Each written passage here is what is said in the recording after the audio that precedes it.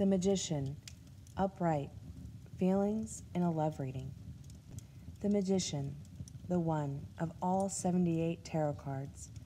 The Magician is a dynamic, powerful, and magnetic sorcerer. Reversed or not, the Magician will always be deeply involved in the occult and will always be a sorcerer.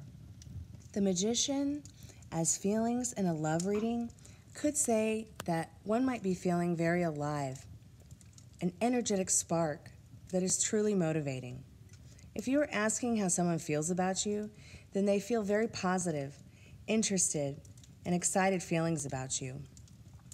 They may feel inspired by you if someone is feeling the Magician for you.